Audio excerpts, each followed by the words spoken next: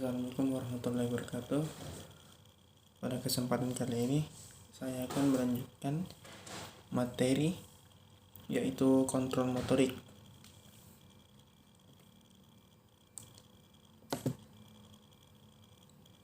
Yang pertama adalah kontrol tertutup dan kontrol terbuka.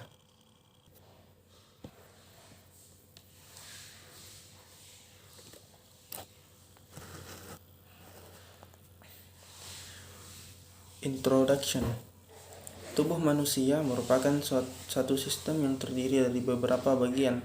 Setiap bagian saling terkait antara bagian satu dengan bagian lainnya. Kontrol motorik mengacu pada mekanisme kerja bagaimana informasi yang datang dari lingkungan disusun dan disampaikan ke otot agar gerakan-gerakan yang dihasilkan sesuai dengan rencana dan dapat dilakukan secara efektif. Secara garis besar, pengontrolan gerak manusia dapat dibagi menjadi dua macam, yaitu sistem tertutup dan sistem terbuka.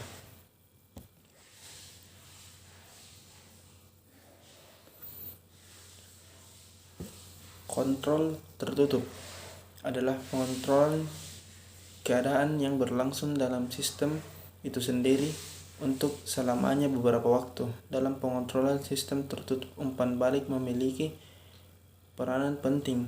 Misalnya, seseorang akan jatuh ke depan, stimuli sensori yang terdapat di dalam otot dan dalam mekanisme vestibular yang ada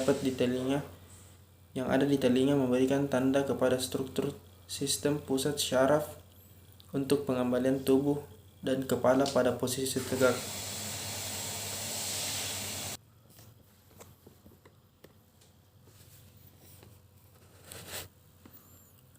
Kedua, kontrol tertutup. Mekanisme sistem kontrol tertutup di atas melibatkan beberapa elemen penting dalam sistem pengontrolan. Pada tahun 1988, Schmidt menyebutkan elemen-elemen sistem tertutup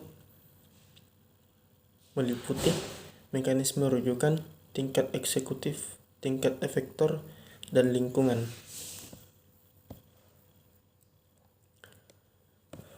Pada gambar 1, elemen-elemen dari sistem pengontrolan tertutup adaptasi dari Schmidt pada tahun 1988 yaitu tujuan dan input, mekanisme rujukan,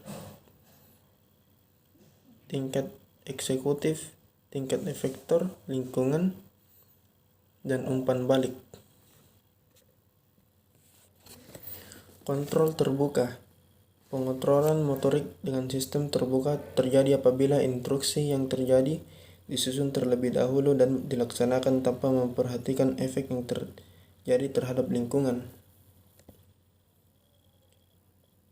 Seperti pada sistem pengontrolan tertutup, pengontrolan sistem terbuka juga memiliki elemen penting yang harus ada untuk melaksanakan kegiatan pengontrolan. Elemen-elemen tersebut meliputi elemen eksekutif dan efektor.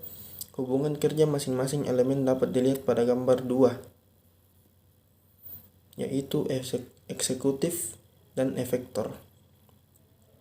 Seperti pada sistem tertutup, dalam sistem terbuka elemen eksekutif dan efektor secara langsung berkaitan. Namun dalam sistem terbuka, umpan balik dan rujukan tidak ada. Elemen eksekutif diprogramkan untuk mengirimkan instruksi tertentu pada waktu tertentu ke elemen efektor, dan efektor melaksanakan perintah tersebut sesuai dengan perintah tanpa melakukan perubahan jika terjadi hal yang salah sekalipun.